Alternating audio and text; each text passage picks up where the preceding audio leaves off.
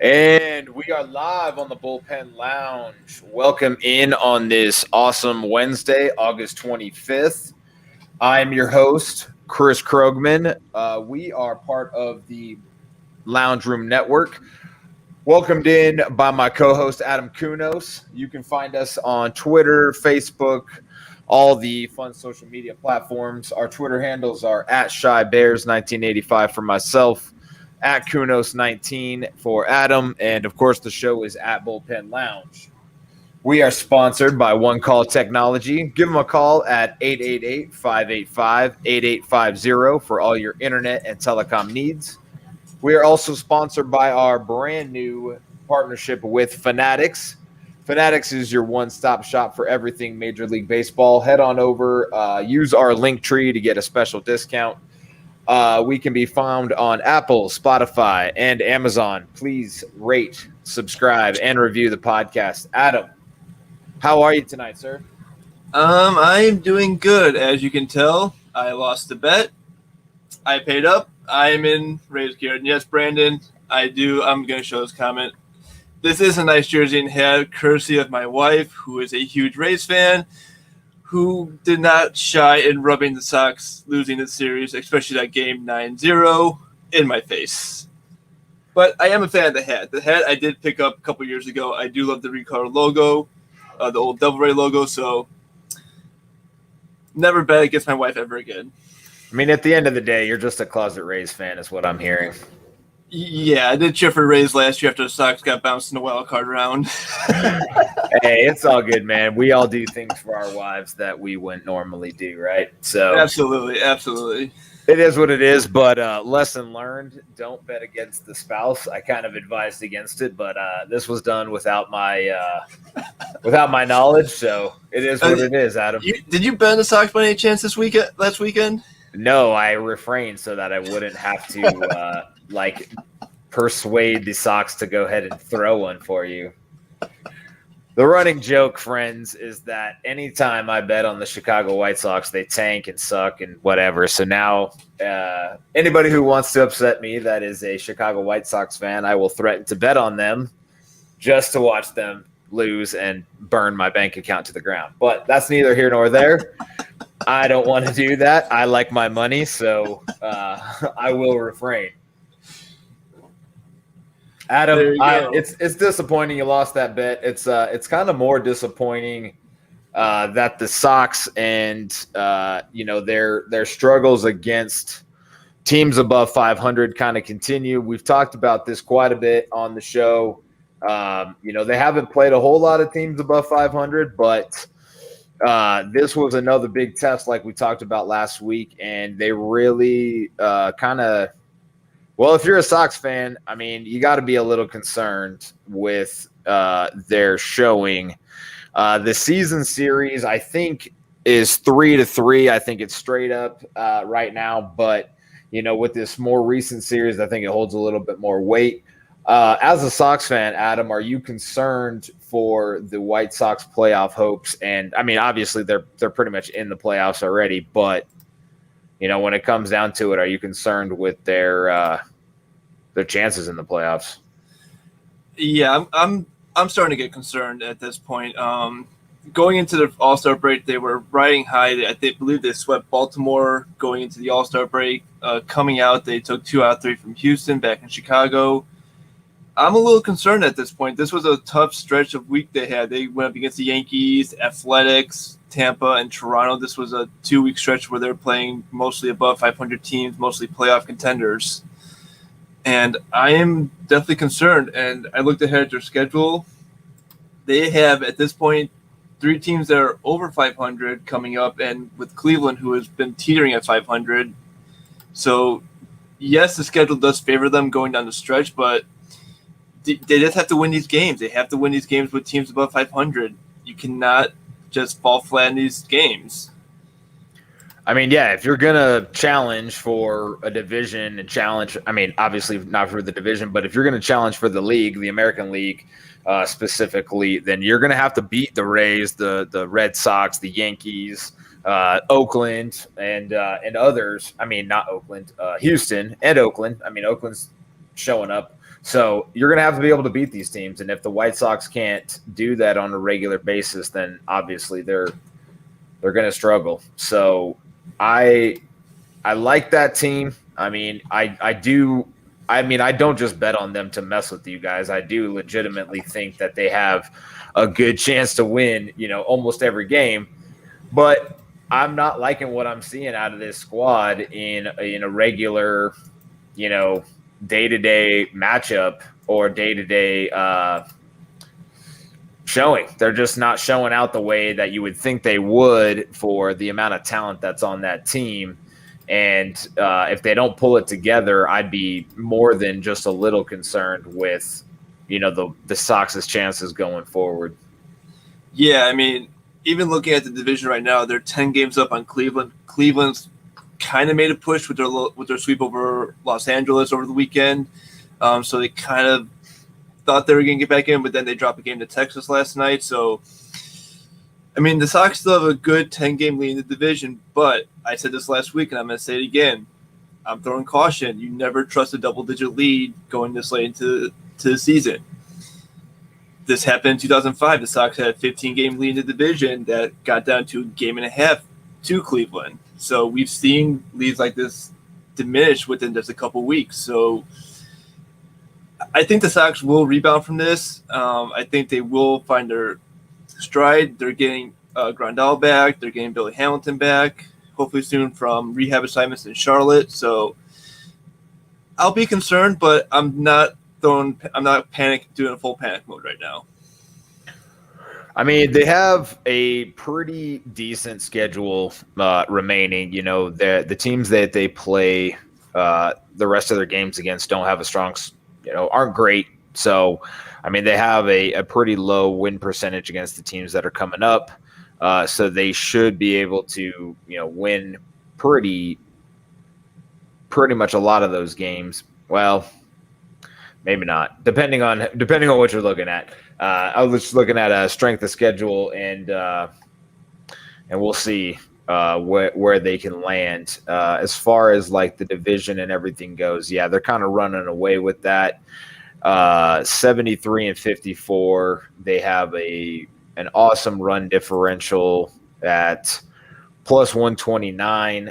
Nobody else in the division is even close. It's third in the American League behind the Rays and the Houston Astros. So as long as pitching holds up for the White Sox, I think they can do it. I think Craig Kimbrell isn't everything they thought he would be. He hasn't performed as well as a lot of Sox fans would like to see. Sox are 5-5 over their last 10. Hopefully they can turn it around. But let's talk about another important series in the American League. The Seattle Mariners versus the Houston Astros over last weekend. Houston won the series 2-1. Absolutely destroyed Seattle in the first two games. I think they won by a combined 24 runs. And they lost by 3 on Sunday. Kind of a showing of what we've seen all year out of Houston, right? They are dominant in the offensive statistics. They are plus 183 in their run differential, 75-52. They're a little bit underperforming in their expected win-loss total at 81-46, but they're still playing teams above 500 really well at 39-26. Were you able to catch any of that series, Adam? No, unfortunately, that series I missed. However, I am looking at the box score for Sunday's game, and yeah, the first two games were, laughable with the way the Astros just came out and just demolished Seattle. No, sorry to Seattle fans, but they kind of fell flat in those two games. But I give them props for coming back in the third game, at least not getting swept, because they were going up against Valdez, who had a pretty good outing on the third game. 7 innings pitched, 3 hits, only walked 1, but struck out 6. So that's a tough pitcher to go against, and Seattle was able to pull off an extra innings in the 11th by getting 4 across, especially with this crazy extra inning rule. How do you like that rule, Adam? I am not a fan of it. The rules I like, the 7-inning doubleheader, I am a fan of because that does save players' health. I'm actually a fan of how that worked out. However, the runner on second, I feel like I'm playing softball with that.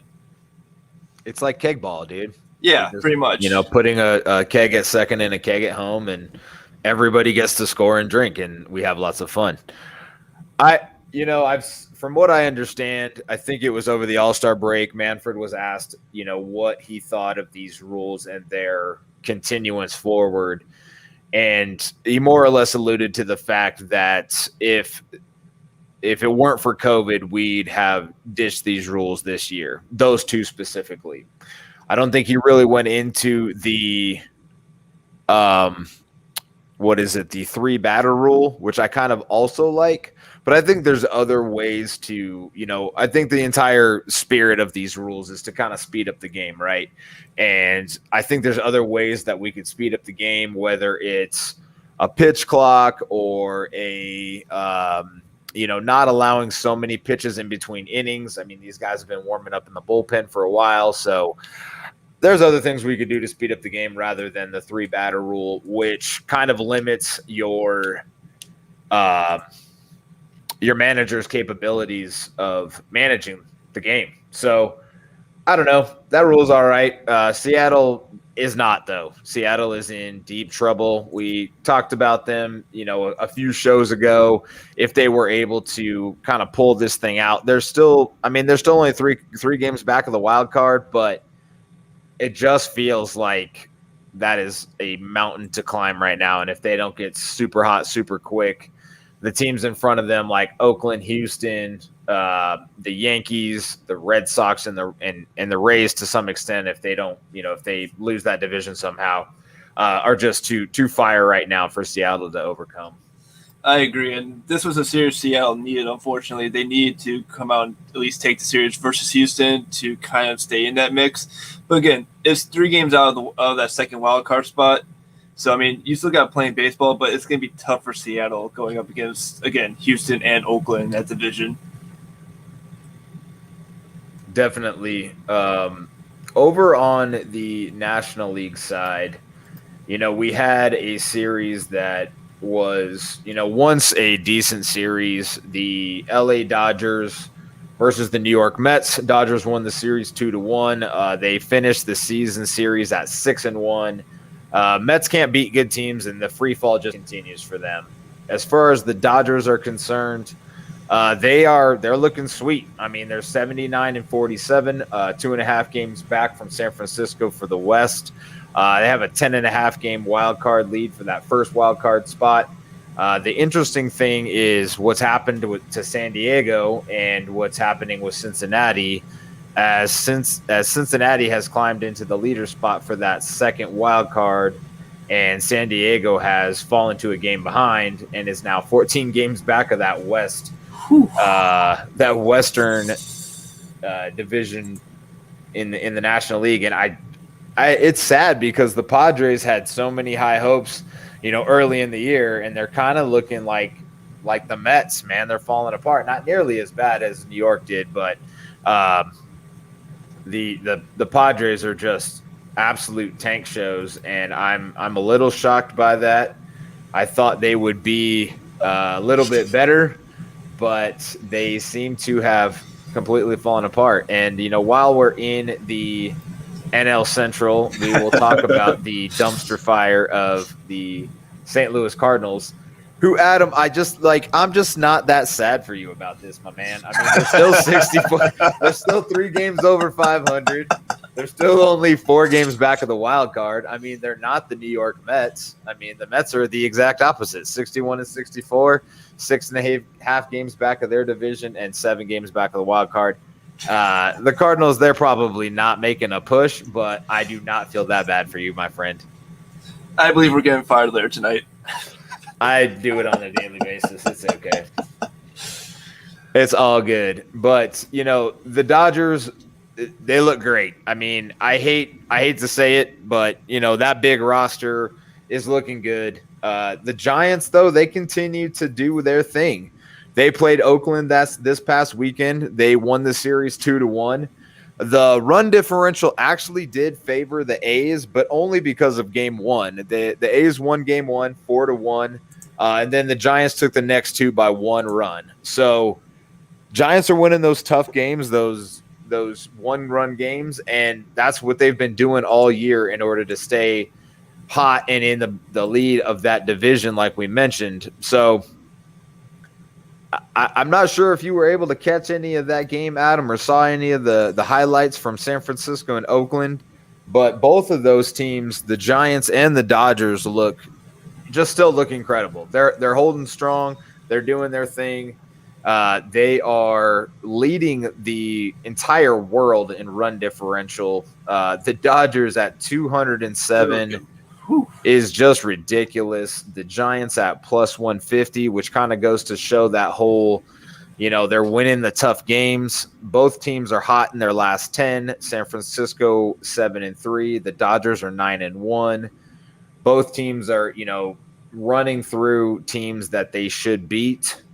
They are number 1 and number 4 overall for run differential, behind only the Dodgers are only, or I'm sorry, the Giants are only behind Houston and Tampa Bay as far as run differential is concerned.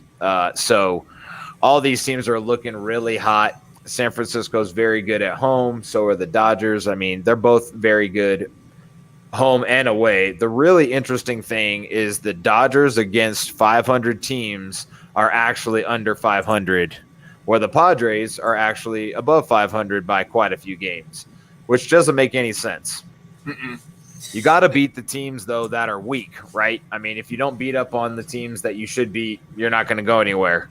But since we're, talking about playoffs, we need to talk about, teams that can beat good teams. And can the Dodgers beat the Giants? Can they beat Milwaukee? Can they even beat Cincinnati?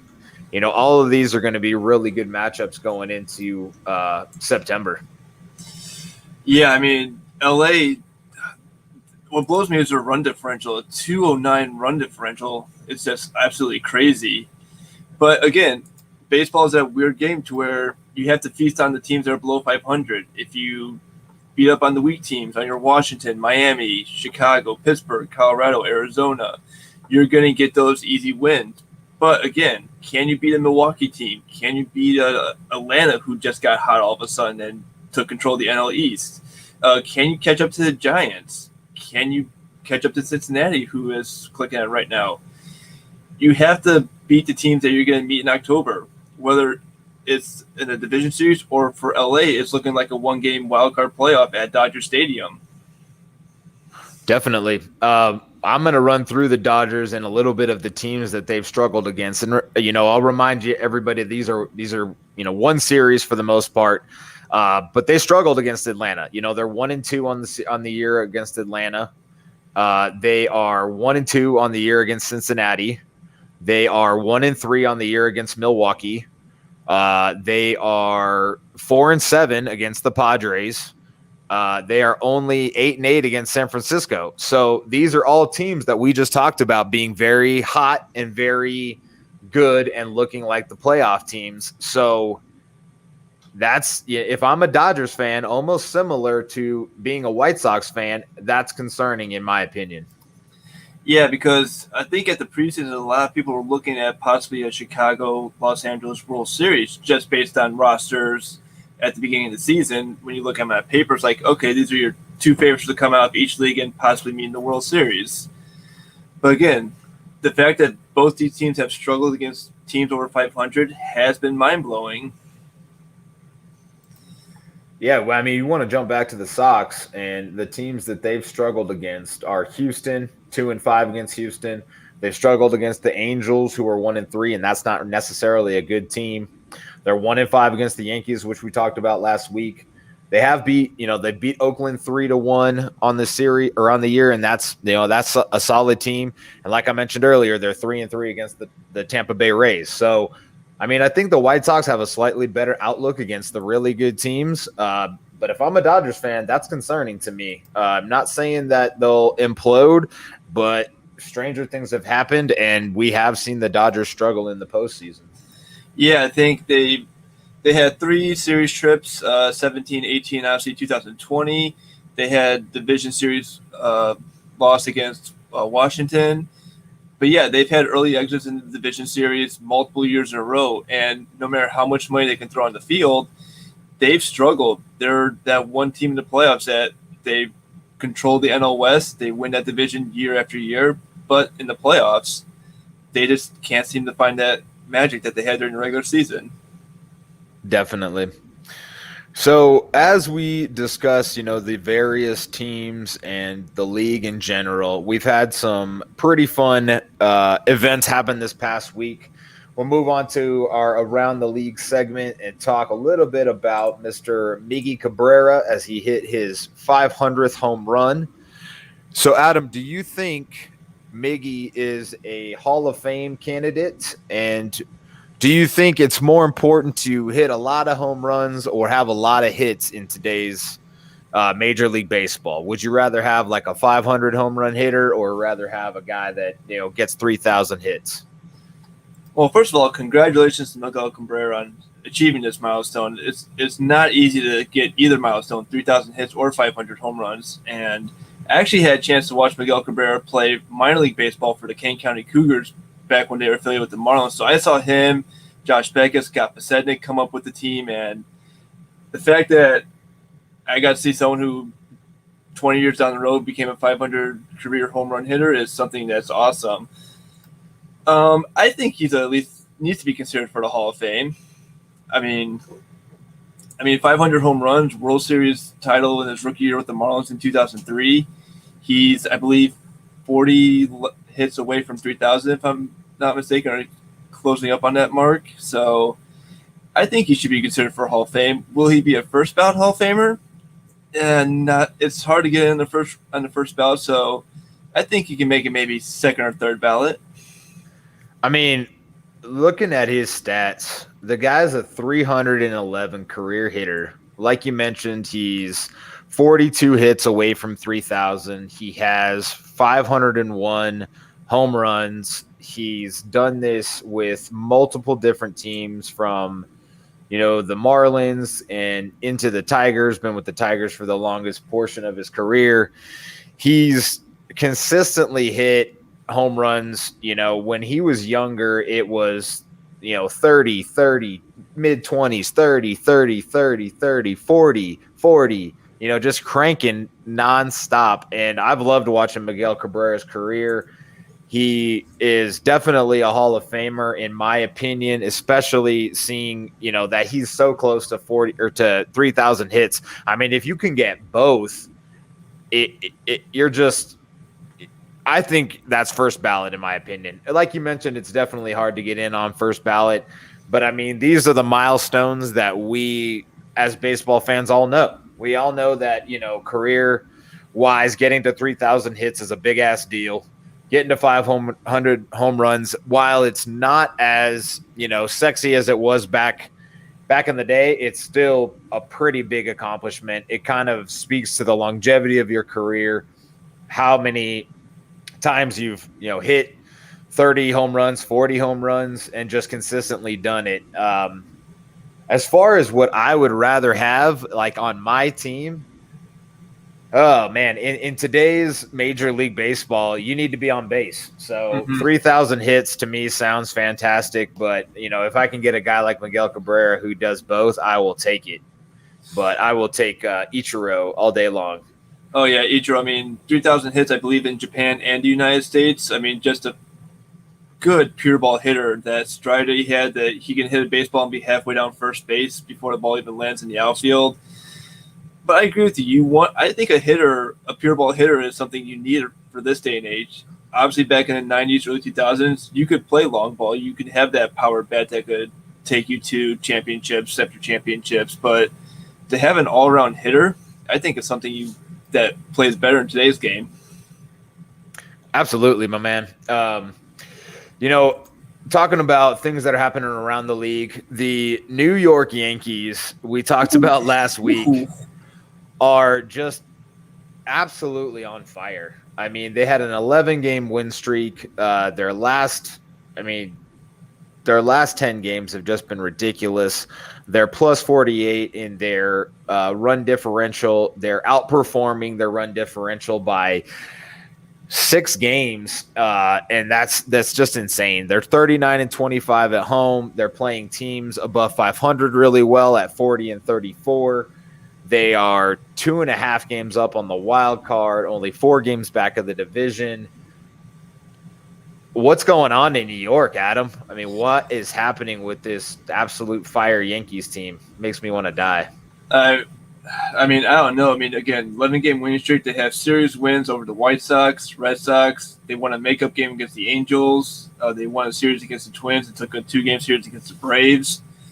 They're 19-4 in this month. That's the best they've been since 1932, which, if you go back and do your history lesson, they won the World Series that year. So history can repeat itself. But I don't know. The Yankees just somehow caught fire at the right time, and they went from being third, fourth in the East to now 4 games back at Tampa and a 2.5 game lead for the wild card.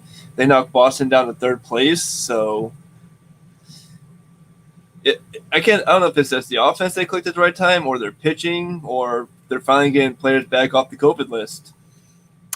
Yeah, I think their pitching's clicking at the right time. They have some young guys up there that are, gaining experience and, using their stuff correctly and just being absolutely dominant. They've struggled a little bit against Boston, not recently, but historically throughout this season. They're 6-10 against Boston, like we mentioned earlier. They're 5-1 against the White Sox. They are 4-2 against the Houston Astros, another good team. They beat up on Minnesota, 5-1 against them. They're 2-1 against Oakland, 5-2 against Seattle. They are 7-9 against Tampa Bay, which is probably evening out a little bit. But they're only 6-6 against Toronto, and that's kind of interesting. We've talked a lot about Toronto and their just kind of odd season with the awesome run differential and just kind of terrible pitching. So, I mean, the question a few weeks back was, can the Yankees make the playoffs? And now it's, can anybody stop the Yankees in the American League? I mean, I'm looking at the expanded standings. They're 39-25 at home, 35-27 on the road. They have a 40-34 record against teams above 500. They're a good all-around team right now. They can win on the road. They can win at home. They can beat up teams above 500 and below 500. They're dangerous, and I hate to say it, they're dangerous right now. Yeah, do we know how many times they play the Rays the rest of the year? Not off the top of my head. I think they have, if I remember correctly, 1 or 2 series left. I'm trying to pull up the schedule right now, but going back to the comment, no, Adam, the Orioles are bad. They're tanking in the AL East, so you did not miss any of that. That's our brief Oriole talk for today. They're not good? No, you didn't get that memo? You know what, though? They're a good little side bet. Like, every now and again, the Orioles will pull one out, and they'll be like plus 250, and you can throw $5 and win like $15 for no reason. So they're not the worst thing ever on the East Coast, but as far as this season, they're not good at it. They're not good. No, and going back to Yankees, they will end the series in New York versus Tampa Bay. So September 1st to September 3rd, buckle up for an AL East showdown. Big time. So that sounds like a really fun series. They have series against Oakland, Toronto, 4-game set. They play Boston a bunch again. I mean, the last 9 games are against Boston, Toronto, and Tampa Bay. So that's going to be a fun end to the season with the New York Yankees, who again make me want to puke. But there is another Subway Series, and it would be fun to see the Mets challenge them. And oh my God, Subway Series over the 9/11 weekend. Oh yeah, the 20th anniversary of the attacks, and this game I'm actually looking forward to. I remember watching that first game back. Mike Piazza hit the home run, dead center of Shea Stadium. I mean, And it's a weekend series. I mean, it Yeah. starts Friday the 10th. The 11th is a Saturday. I'm getting goosebumps just thinking about it, especially when you dropped that Mike Piazza reference. That was so much fun. I mean, as for all the bad around 9/11, back, for some of our older fans, a big that was a big time in this country's history, and to have sports, to have a team like the Patriots, which I'm sure a lot of everybody hates them as well, win the Super Bowl that year, and to have that Subway Series and the Mets and Yankees put on a show for everyone, brought people kind of back to America and back to what we are as a country. But the Yankees they're going to be a team to be reckoned with, and they are definitely catching fire at the right time, like you're mentioning, Adam. Other teams that are catching fire as far as the National League, the Atlanta Braves have taken a pretty strong hold of the National League East. The Mets held the lead down for quite some time over the rest of the league, but the Atlanta Braves have caught fire. They showed up at the right time. The Philadelphia Phillies have no business in that division either. So the Braves over the last 10, I believe, are 8-2, if not, 8-2 in their last 10. Run differential on the season of plus 87, so it's not great, but again, I think it's hitting at the right time. It's still better than San Diego, who we talked about at the beginning of the year or beginning of this podcast as an offensive juggernaut, and I believe at the time they were plus 100, so San Diego's kind of fallen off the table. Atlanta's kind of taken that spot as another team in the National League to maybe be reckoned with. They have an upcoming series against the Giants, so that's going to be a good one. Braves are 31-31 at home. They played very well on the road, 10 games over on the road. They're not great against 500 teams, but nobody in the National League East is, because it's a shit division and it's right up there with the AL Central. So let's talk a little bit about Atlanta there, Adam. What do you think their chances are in these National League playoffs? I mean, it was better than what they were looking back at the end of July. I'm actually looking back at their August schedule. They swept St. Louis, took 2 out of 3 from Washington, swept Cincinnati, swept Washington again, Miami, Baltimore sweeps before getting swept in 2-game series to New York. I mean, August has been very friendly with them. The strength of schedule wasn't that good to begin with. They were only facing a handful of teams above 500 during this time. So you take advantage of the schedule at this time, and you like your chances. Now, will they go deep in the National League playoffs? It's hard to tell. They'll have to run into San Francisco. They'll have to run into Milwaukee, possibly Los Angeles if they can get out of the wild card round. But yeah, I mean, the sweep against that dumpster fire of the Cardinals was pretty solid. I mean, they won by 5, they won by 4, and by 4 again. So then they did go on that run of beating up on some bad teams, but they had that series win against Cincinnati. But beating up on Washington, Miami, Baltimore, these are all series sweeps that they that was their launching pad that kind of got them there. Go ahead, man.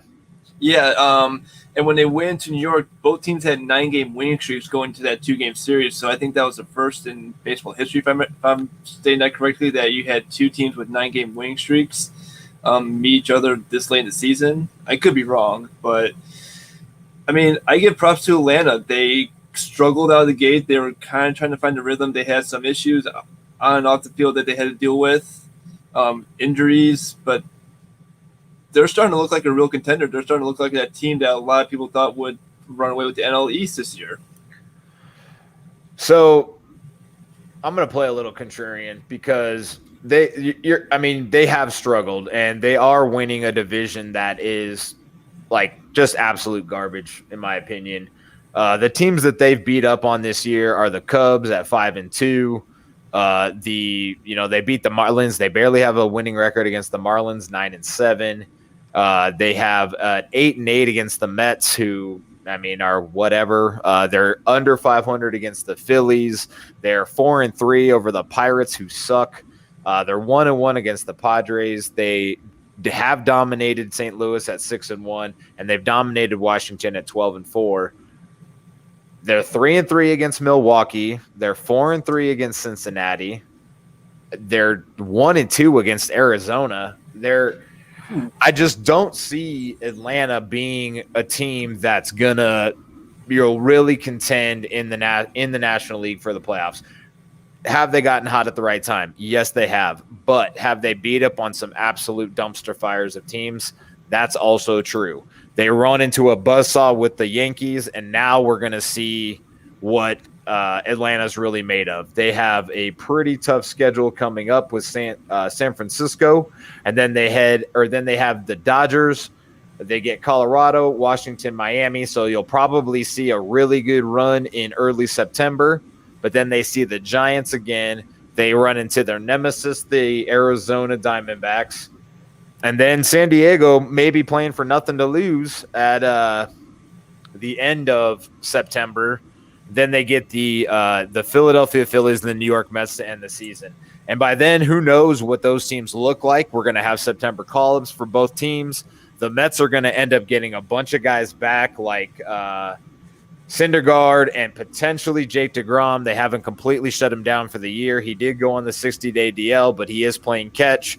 So there's always that possibility he comes back. I am going to be anti-Atlanta because they have been like one of my least favorite teams for I don't know how long. Probably since Greg Maddux and John Smoltz and Tommy Glavine and all those awesome pitchers back in the 90s. But they're hitting their stride at the right time. They're probably going to end up winning the NL East, but I just don't think they'll win anything in the playoffs. Literally nothing.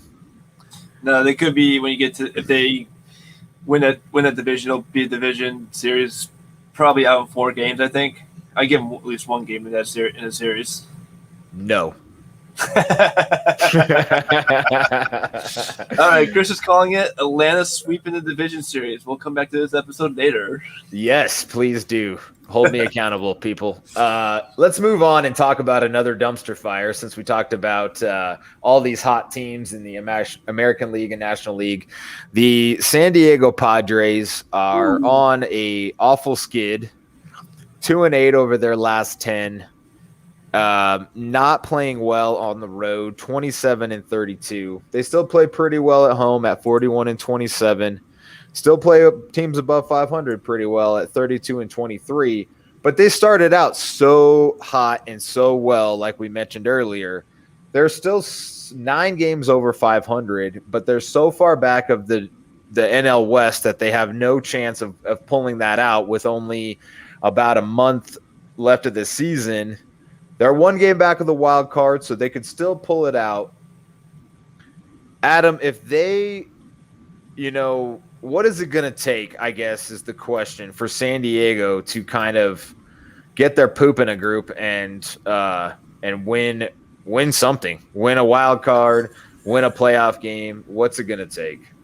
I honestly don't know. I mean, we talked about this before. You got to feast on teams below 500, and that's something they have not done.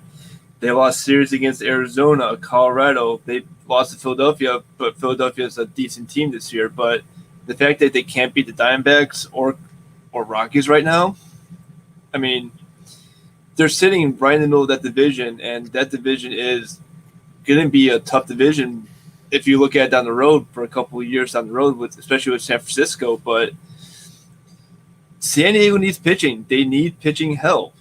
And Jake Arrieta is not doing anything for them. I'm sorry. You go out and get Jake Arrieta, and his first start gets pulled from the game from an injury. What's that doing for you? That's doing absolutely nothing for you. Well, they didn't have a lot of options. They obviously tried. They went after Scherzer. They should have probably pivoted to like a Barrios as soon as they couldn't get Scherzer, and they didn't do it, right? They started out August pretty well. They went 6-2. over their first 8 games, the first 10 games of the first 10 days of August, and then the wheels fell off. They have only won 2 games in the next 12 days, with losses, like you said, series sweep in Arizona, and they're not scoring. They lost to Miami's 0-7, lost to Arizona 3-12, lost 2-3, lost 0-7. Lost 3-7, lost 3-4. They're just not scoring runs. And when they don't have the pitching to back it up, it's not going to happen. I mean, they're in the beginning of a series with the Dodgers that could absolutely put the nail in the coffin. Dodgers won 2-5 yesterday, or 5-2 yesterday. They play again today in about 20 minutes, and we'll see if San Diego is going to put up a fight or if they're just going to end up getting buried. Yeah, and I'm looking at the schedule. The end of the season schedule is not in their favor. They got 3 against San Francisco, 4 against Atlanta. 1 game is going to be a startup game from a suspended game back in July. 3 against the Dodgers, and I believe they end up with 3 against San Francisco again in San Francisco. So, good God, this schedule is brutal. I mean, from September 10th on, they do not play a team under 500. Even the series against St. Louis, who, we talked about, Adam thinks they're a dumpster fire. I seriously don't think they're that bad of a team. And they've played teams pretty well this year. So you have the Dodgers, the Giants, the Cardinals, then back to the Giants. Then you play Atlanta and the Dodgers and the Giants again. The Padres are in deep shit. I hate to say it, they are in deep trouble. I mean, you wonder if they get into September and if they can make it past the series against Houston, they look down the road and be like, okay, do we start shutting guys down? Do they just call it quits, or do they think they have enough to still contend? Yeah, I'm not seeing it, man. I think it's funny, too, because at the beginning of the year or even into like May, June, I would have said San Diego's kind of controls their own destiny. But at this point, they're in trouble. But yeah, we'll have to see. So, Adam, as a fan, do you like to scoreboard watch? Do you check out what your opponent's teams or your division rivals are doing, or what some of these other hot teams in baseball are doing? I know you, as a Sox fan, you're seeing some of these other American League teams like the Yankees kind of turn it on. Houston's had a good run recently. Is it stressful for you to scoreboard watch, or is that something you enjoy seeing? It can be stressful sometimes. I think it depends on how close this playoff race is that you're getting into. I'll give a good example. 2012, the Sox were holding the lead in the AL Central going down the stretch. I mean, I was watching more Sox and Tiger games down the stretch of it than I had been in a while. We were in Tampa watching a game, and I was constantly looking up at the ribbon board, seeing the Sox-Tigers score. Like, okay, did the Sox win? Okay, are the Tigers winning? And I'm trying not to get hit by line drives going into the stands. I don't know. I mean, it depends on how closely you're watching these games. I mean, when do you start scoreboard watching? When is it appropriate to start scoreboard watching? Do you start after the All-Star break? Do you start in September? Or do you start game 1 of the season? You said, okay, I'm watching these teams down the stretch, or starting now. I want to see their every game. So for me, I've always been kind of staying in my own lane. Control your own destiny. As long as you do your job, you can't control what other teams do. Do I want to see other teams lose that are, kind of keeping my team from getting to the playoffs? Absolutely. But scoreboard watching for me has never really been an issue because I have enough going on with my own shithole of a team that I can't really worry about other teams, and now we're seeing, look at the Mets, for example, right? So I already know they're tanking pretty hard, and I got to turn around and see the Braves are 8-2 over their last 10. I mean, it's kind of brutal. I don't like looking up and watching what other teams are doing but I do appreciate that down the stretch, okay, we're 2 games up right now. We lost tonight. What does that mean? What's Philly doing? What's Atlanta doing? What are the Marlins doing? What are the Nats doing? For you, what are the Twins and Tigers doing? And those other teams that do kind of give you some help, I guess is the phrase I'm looking for. I think I do it more with football where, I can kind of see the playoff picture a little bit clearer because there's not as many games. But watching these magic numbers and watching these teams and then also trying to keep track of the scoreboard is just a lot for me. And I just would rather stick to my own squad. Yeah, I can see that. And you had a great analogy with football. It's a 17-game schedule, easy to figure out the playoffs. And then you go to other sports like hockey and basketball to where hockey does it with point system like soccer. Basketball's on winning percentage. It can be fun, but it can be stressful. I try not to get too deep in it sometimes, but I drink the Kool-Aid. I fall in the rabbit hole sometimes. I get sucked into scoreboard watching. I'll find myself on with MLB TV, scroll down the screen and be like, okay, which game can I switch over to after this game's over? And it can get a little stressful around this household sometimes.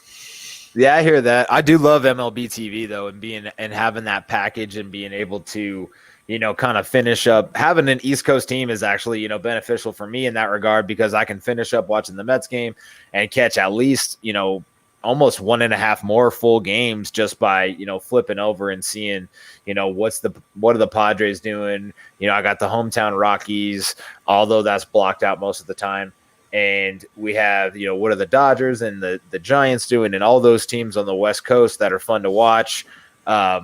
And they're all good this year. Even like Seattle, who we talked about earlier, is still, putting up a fight. They're not awful. So, I mean, they might be now, but they weren't the whole year. But let's look forward to some of these upcoming schedules as the series to watch for this upcoming weekend. We'll do a connection to the game on one of these games, and I'm probably going to surprise you with which one I pick because it's going to be fun. Oh, boy. But for the upcoming weekend, I think, you kind of put these in the notes. I agree as I looked over the schedule for the weekend. The good games or the fun games anyway are the Chicago White Sox and the Chicago Cubs. With the city battle. Then you have the Atlanta Braves taking on the San Francisco Giants. And then the red hot New York Yankees taking on the Oakland Athletics, who have also been playing well, but the Yankees lead that series 2-1. The White Sox and Cubs. Sox swept the series at Wrigley. Let's talk about this game and this upcoming series a little bit. Why are we even talking about this other than it's fun? Because the Cubs are rolling out just nobody, right? Yeah, Cubs are rolling on nobody. However, if you're a Cubs fan, do you want to spoil the playoff chances for your crosstown rival? Do you want to put some hurt into the standings and make them drop a couple games and let Cleveland sneak up on you? I mean, that could be fun. That could be fun. I mean, the Sox and Cubs have traded this back a while back. When the Cubs were in their little winning, the Sox played spoiler alert for them back in 15 and 17. But these games are always fun. No matter where they are in the standings, these teams compete. And I wouldn't mind another Southside beatdown at the rate. Well, this is just awful. Like looking at some of these statistics is just disgusting. So the White Sox are plus 129 run differential. The Cubs are minus 100. The Cubs, the Sox score 4.91 a game. The Cubs score 4.12. So hey, they score somewhat around the same amount of runs. The Cubs hit a little bit more home runs on the season, which is kind of surprising, but that's probably back before they traded away their entire roster. Yeah. Batting average is god awful. The White Sox at 252 and the Cubs at an abysmal 229 team batting average. That's fantastic. So that's fun to watch. On base percentage is closer. It's 332 for the Sox and 305 for the Cubs. But I'm not really seeing any good differentials that'll lead me to believe the Cubs can win this series or at least compete. Game 1, we're probably looking at a pitching matchup of Keegan Thompson versus Dallas Keuchel. Game 2, the Cubs will roll out Alec Mills versus Lance Lynn, big boy Lance Lynn. Don't forget his belt. And then game 3, the Cubs' probably best chance is they roll out Kyle Hendricks versus up and down Dylan Cease. So if you're a Cubs fan, which you're not, what 2 games do you think the Cubs could pull out? Obviously, Kyle Hendricks going in the 3rd game is probably your best chance. If I had to pick a second pitcher, Alex Mills probably your better chance than Keegan Thompson. I mean, but I just don't recognize the Cubs roster. I mean, the Iowa Cubs roster at this point. I just don't see any players on that team. Keegan Thompson, he's on SNL, right? On the side. Yeah. or Good Burger, if you want to, go back to Welcome to Good Burger. Yeah, exactly. Home of the Good Burger. Yeah, they take your order. That's going to be a dreadful series, but I know you only picked it because you're a Chicago guy, and so am I. A little biased. I can't lie that. I enjoy the Cubs and White Sox series as well. They're not the they're not what they once were as far as the Cubs are concerned, but it could still be a fun series or a fun little atmosphere, especially if the Cubs can show up and do some damage to the White Sox playoff chances. Like we've talked about, the White Sox really only struggle against teams under 500. Over 500, so teams under 500 like the Cubs shouldn't pose too big of a problem for them. And the Sox are better at home than they are on the road. I believe their home record, I think they're at least 10 or 15 games above 500 at home, but they're more of a 500 team on the road. Well, that helps their chances then. Jumping into the second series, this is the one that I am going to ask for a connection to the game, brought to you by our sponsor, One Call Technology, your connection experts for internet and phone. Like we mentioned earlier, give them a call, tell them the Bullpen Lounge sent you. So game 1 features Kevin Gossman, our hero for the San Francisco Giants, versus Max Fried, the enemy of the state, pitching for the Atlanta Braves. Game 2, Logan Webb versus Drew Smyly. And then game 3, we're not sure who the Giants will roll out there, but we think the Braves are rolling out Ian Anderson. While I look up some of the integral stats of this game, Adam, how do you see this series going?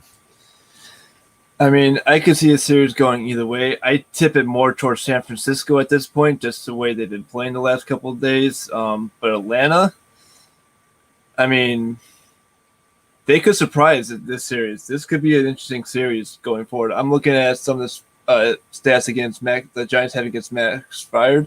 Not looking really good. The only one that's doing any damage is Austin Slater, who's hitting .667 against him, but that's with just 3 at-bats. So it's going to be interesting. I mean, I'm probably keep a little more eye on this series besides the White Sox Cubs. This will be a series I'll be watching a little closely this weekend. Yeah, I think this is definitely the best series of the weekend, holds the most implications. As I mentioned earlier, and you agreed, Atlanta's probably not fighting for much. Kind of some of the deeper stats. San Francisco's run differential is plus 150. They're, top 5 in the league. Atlanta's only plus 87. The opponent's runs per game, San Francisco benefits at only 3.69 runs per game for their opponents, while Atlanta's given up 4.2. The opponent's hits per game also favors San Francisco, along with home runs per game, opponent's doubles per game. The Braves don't have a whole lot of advantages in this matchup. They strike out less than San Francisco by a slim margin. They have 0.01 RBIs per game more than San Francisco, which kind of speaks to the whole outplaying your expected winning percentage. But as far as batting average goes, favors San Francisco 247 to 242. Not a lot, but those hits matter. Slugging percentage, on-base percentage, ops favors the San Francisco Giants. I think that the connection to the game for Atlanta is going to be their offense. Can they show up and put up the amount of runs against the San Francisco Giants that they need to? And for San Francisco, it's going to come down to their strong pitching and being able to keep that Atlanta offense off the board. I think San Francisco's offense is definitely, head and shoulders above Atlanta, and Atlanta's pitching is comparable when it comes to at least the starters when we're talking about versus San Francisco. So that's going to be a good series. It's going to be the one that I'm keeping my closest eye on for the weekend. The last series that we're going to talk about for the show tonight is the red-hot New York Yankees versus the Oakland Athletics. I don't think Oakland, being on an 11-game winning streak for the Yankees is tough. They're going to run into a pretty decent Oakland team. It's one of the best weekend series. Oakland might actually have a chance in this. Their run differential is plus 65. They hold opponents to only 3.94 runs per game, while New York is holding people to 3.96, so it's really not that big of a difference. What are you seeing in this game, Adam? I mean, as of right now, Oakland, they're on a 4-game losing streak, 2-8 in their last 10. They're coming into a pretty dangerous New York team. So I think it's going to be a little tough for Oakland going into this series because I believe they're in Oakland for this series, if I'm not mistaken, correct? That is correct. So, I mean, give Oakland the home field advantage, especially with that huge foul territory at the Coliseum where you can pretty much run for days out there. Oakland has been just a little bit not as bad of a free fall as some of these other teams are, but they've just ran into a lot of bad luck. Obviously, with Bassett getting hit in the face with the line drive in Chicago, that kind of offset their pitching rotation a little because they had to bring a guy up to fill at least 2 starts while he's on the IL. I'm gonna go with New York in this one. I'm picking a hot hand. I'm gonna stick with New York in this series. Yeah, I don't see that, that's probably what's going to happen. What I think could happen, and like we talked about, it's baseball. The New York Yankees, let me find what I was looking at, are not fantastic on the road. Nope, they're not terrible. There was something I was looking at earlier where they struggle a little bit going west and going that far west. So, I mean, it's a long way away from Yankee Stadium. Oakland is pretty good. We'll see what happens. I'm not saying that Oakland is going to win the series, but I think they're definitely going to put up a good fight. Game 1, we're looking at Garrett Cole versus Manaea for the A's.